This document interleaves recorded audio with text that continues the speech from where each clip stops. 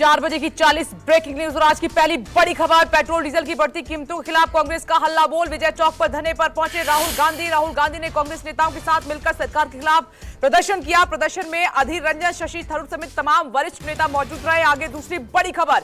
राहुल गांधी ने सरकार पर वार किया। कहा कि इतिहास में ऐसा कभी नहीं हुआ कि 10 दिन में 9 बार पेट्रोल डीजल के दाम बढ़े। राहुल गांधी ने कहा सरकार का एजेंडा साफ है, गरीब से पैसा निकाल कर 2-3 अरबपतियों को दे दिया जाए। आगे तीसरी बड़ी खबर। कांग्रेस नेता मल्लिकार्जुन खड़गे ने बड़े दाम वापस लेने की मांग की है। कहा कि यूपी सरकार के दौरान जितना दाम था वो किया जाए। अधीर रंजन चौधरी बोले मोदी सरकार आम लोगों की जेबों में डाका डाल रही है। 137 दिन बाद धरने से दाम बढ़ रहे हैं। आगे चौथी बड़ी खबर, चौथी ब्रेकिंग न्यूज। 4 बजे की जंतर मंतर पर ऑल इंडिया महिला कांग्रेस का प्रदर्शन। देश भर से महिलाएं गैस सिलेंडर के साथ कर रही है प्रदर्शन। बढ़ते पेट्रोल डीजल के दामों के खिलाफ है ये प्रदर्शन।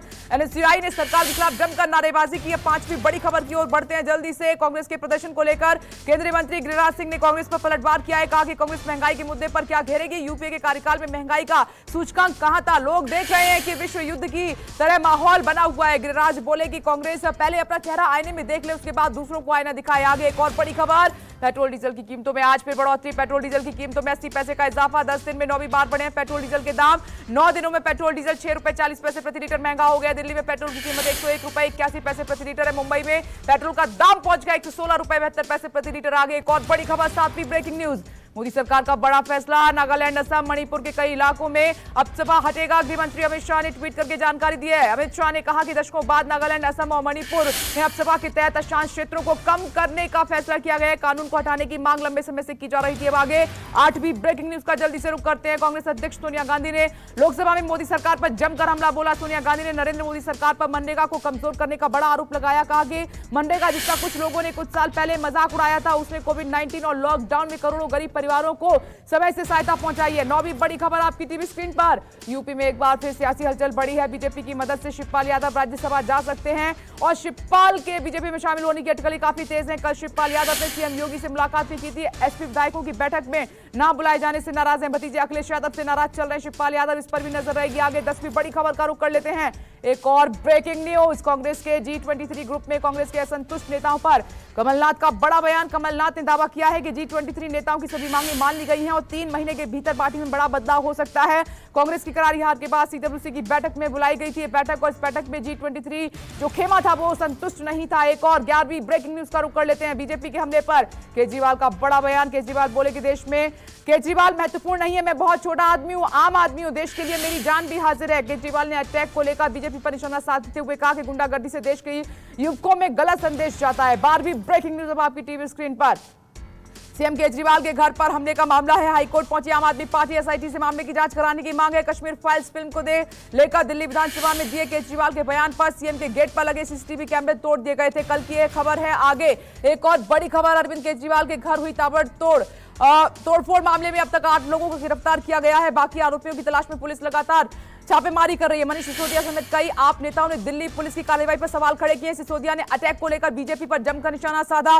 14वीं ब्रेकिंग न्यूज की ओर बढ़ते हैं। अब आपकी टीवी स्क्रीन पर राज्यसभा से आज 72 सदस्य रिटायर हो गए हैं। पीएम मोदी राज्यसभा सांसदों के फेयरवेल में पहुंचे। फेयरवेल में पीएम मोदी बोले कि अनुभव की ताकत अकादमिक ज्ञान से बहुत ज्यादा है। पीएम ने कहा कि रिटायर होने वाले सदस्य फिर आए और अनुभव से जो हासिल हुआ है उसमें समस्याओं के समाधान के लिए मदद करें। अब आगे 15वीं बड़ी खबर। बिहार विधानसभा में कानून व्यवस्था पर वामपंथी दलों का हंगामा। सीपीआई-एमएल विधायकों ने वेल में जाकर खूब हंगामा किया। अध्यक्ष ने सीपीआई-एमएल विधायकों को सदन से निकाल दिया है। सदन से निकाले जाने पर सीपीआई-एमएल विधायकों ने खूब धरना दिया है। अब आगे इसी से जुड़ी हुई एक और खबर। बिहार में विधानसभा के बाद धरने के दौरान सीपीआई-एमएल विधायक सुदामा प्रसाद की तबीयत भी बिगड़ी। बजट सत्र का आज आखिरी दिन है। वामपंथी दलों को विधानसभा के मार्शल के द्वारा बाहर कर दिया गया और बिहार में गिरते लॉ एंड ऑर्डर को लेकर वेल में आकर वामपंथी विधायक प्रदर्शन कर रहे थे। आगे बढ़ते हैं। एक और खबर का रुख कर लेते हैं। महाराष्ट्र से खबर आ रही है। महाराष्ट्र में अपने ही मंत्रियों से खपा है कांग्रेसी एमएलए और सोनिया गांधी को लिखा एक खत। सरकार में नहीं होता काम, ये कहा गया है। और कांग्रेस के 25 विधायकों ने राज्य की महाविकास आघाड़ी सरकार और सरकार में शामिल मंत्रियों के खिलाफ कांग्रेस के 44 विधायक हैं, इनमें से 25 विधायकों ने अपनी नाराजगी व्यक्त की। अब आगे एक और बड़ी खबर।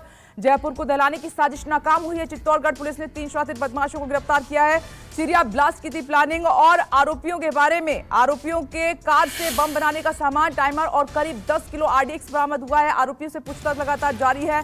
एक और खबर का रुख कर लेते हैं। यूपी बोर्ड में इंटर का अंग्रेजी का पेपर लीक मामले में अब तक डीआईओएस समेत 24 लोगों की गिरफ्तारी हो चुकी है। पेपर लीक मामले में एक्शन में यूपी सरकार। बलिया के डीआईओएस ब्रजेश कुमार मिश्र को किया गया निलंबित। पेपर लीक होने के बाद 24 जिलों में परीक्षा रद्द कर दी गई थी। शुरुआती जांच में पता चला कि पर्चा बलिया से आउट हुआ था। आगे एक और खबर का रुख कर लेते हैं। पाकिस्तान में सियासी संकट के बीच आज पाकिस्तान के इमरान खान देश को संबोधित करेंगे। आज देश को संबोधित करेंगे इमरान खान। सबकी नजर है इस पर। इमरान के संबोधन की जानकारी इमरान सरकार ने मंत्री फवाद हुसैन ने दी है और हालांकि एक दिन पहले भी इमरान खान को संबोधित करना था लेकिन वो टाल दिया गया। आगे इमरान खान ने अपने आवास पर बुलाई राष्ट्रीय सुरक्षा समिति की बैठक। इमरान खान का जाना तय माना जा रहा है और इमरान के 22 सांसद खिलाफ हैं। इसके साथ ही एमक्यूएम ने भी इमरान का साथ छोड़ दिया है और इमरान के पास केवल 164 सांसदों का समर्थन है। विपक्ष के पास 177 सांसदों का समर्थन है। सरकार बचाने के लिए 172 सांसदों का समर्थन चाहिए। आगे 22वीं ब्रेकिंग न्यूज का रुख कर लेते हैं। इस्लामाबाद हाई कोर्ट की इमरान को सलाह, खुफिया दस्तावेज सार्वजनिक नहीं करें इमरान। हाई कोर्ट ने कहा है कि संविधान की शपथ के चलते ऐसा ना करें इमरान। ऐसे दस्तावेज से देश की संप्रभुता को खतरा हो सकता है। इमरान खान ने एक सीक्रेट दस्तावेज की बात कही थी। बताया यह भी जा रहा है कि विदेशी ताकतें सरकार को गिराना चाहती हैं और मरियम नवाज ने दस्तावेज दिखाने की चुनौती भी दी थी। 23वीं बड़ी खबर की ओर बढ़ते हैं। युद्ध के 36वें दिन भी यूक्रेन पर रूस की भीषण बमबारी लगातार जारी है।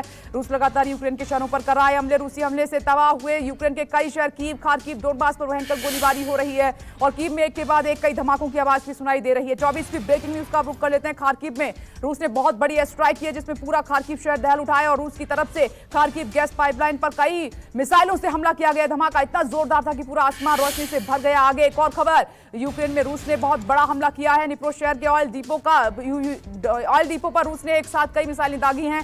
बताया जा रहा है कि निप्रो ऑयल डिपो तेल से भरा हुआ था उस वक्त। वहीं रूसी मिसाइल हमलों में 2 फ्यूल टैंकर भी तबाह हो गए हैं। 26वीं बड़ी खबर का रुख कर लेते हैं। गोलों की आवाज से थर्राया यूक्रेन का लुहांस्क शहर और रूसी सेना ने वहां पर होवित्जर तोप से यूक्रेनी सेना के ऊपर ताबड़तोड़ हमले किए हैं। दर्जनों होवित्जर तोपें लगातार यूक्रेनी सेना के बेस पर हमला कर रही हैं और रूस ने सेना बेस और कैंप को निशाना बनाया है। आगे 27वीं खबर का रुख कर लेते हैं। पूरी तरह से तबाह हुआ मारियोपोल। खबर यह आ रही है कि रूस ने मारियोपोल से लोगों को निकालने के लिए सीज फायर का ऐलान किया है। ग्रीन कॉरिडोर के जरिए बच्चों, बुजुर्गों, महिलाओं को निकाला जाएगा। मारियोपोल में पिछले दिनों में 5000 लोगों की मौत हो चुकी है।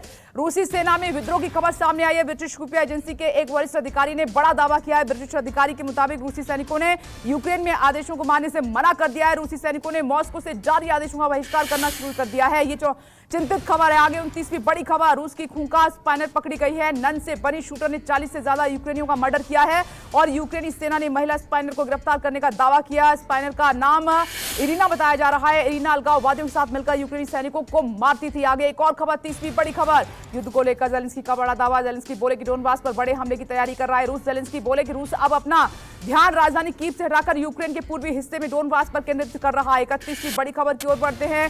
शांति वार्ता को लेकर जेलेंस्की का नया बयान सामने आया। बोले कि रूस के साथ शांति वार्ता जारी है लेकिन ठोस नतीजा नहीं निकल पाया। फिलहाल केवल शब्द है, कुछ भी ठोस नहीं है। तुर्की में रूस यूक्रेन पक्षों के बीच हुई बातचीत को सार्थक बताया गया था पर अब लगातार हो रही फायरिंग के बाद शांति वार्ता का कुछ असर दिखाई नहीं दे रहा है। 32वीं ब्रेकिंग न्यूज का रुख करेंगे जल्दी से।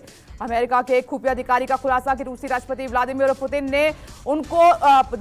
पुतिन को उनके सलाहकार यूक्रेन में रूसी सेना के प्रदर्शन पर सही जानकारी नहीं दे रहे हैं। अमेरिकी खुफिया विभाग का यह भी दावा है कि पुतिन तक नहीं पहुंच रही है सही जानकारी। सलाहकार लगातार पुतिन को गुमराह कर रहे हैं। बड़ी खबर है। 33वीं ब्रेकिंग न्यूज अब आपकी टीवी स्क्रीन पर। यूक्रेन युद्ध के बीच आज रूसी विदेश मंत्री सर्गेई लावरोव भारत आएंगे और लावरोव आज से 2 दिन के दौरे पर रहेंगे भारत। रूसी विदेश मंत्री का अहम दौरा यह माना जा रहा है। भारत रूस के बीच मिलिट्री, हार्डवेयर और तेल के भुगतान सिस्टम पर चर्चा हो सकती है, इस पर नजर रहेगी। 34वीं ब्रेकिंग न्यूज का जल्दी से रुख करेंगे। यूएस नेवी का विमान वर्जीनिया के पास क्रैश हुआ है। हादसे में एक लापता, 2 बचाए गए हैं। रेस्क्यू जारी है। 4 दिन पहले भी नेटो के सैन्य अभ्यास के दौरान विमान क्रैश हुआ था। यूएस के 4 नौसैनिकों की मौत हो गई थी। आगे बढ़ते हैं, एक और खबर का रुख करते हैं। यूरोप, चीन में कोरोना का खतरा बढ़ने के बाद महाराष्ट्र सरकार अलर्ट और स्वास्थ्य मंत्री राजेश टोपे ने लोगों को किया है आगाह। महाराष्ट्र के स्वास्थ्य मंत्री ने कहा कि यूरोप, चीन में कोरोना के केस बढ़ रहे हैं, हमें भी रहना होगा सतर्क। टास्क फोर्स की ओर से जो सुझाव दिए गए उनको मानना होगा, इन पर विचार करना होगा। 36वीं ब्रेकिंग न्यूज, नेशनल हाईवे पर सफर करना आज रात से महंगा हो जाएगा। 10 से 15% तक बढ़ सकता है toll tax. Noida, Agra Lucknow expressway और मेरठ हरिद्वार हाईवे पर भी टोल दरों में नहीं हुई है बढ़ोतरी। जुलाई से सितंबर के बीच टोल टैक्स में बढ़ोतरी होगी। आगे एक और खबर, चौथे दिन भी नहीं बुझी गाजीपुर लैंडफिल साइट पर लगी आग। धुएं के कारण घर छोड़ने को मजबूर हुए स्थानीय लोग। गाजीपुर लैंडफिल साइट पर सोमवार को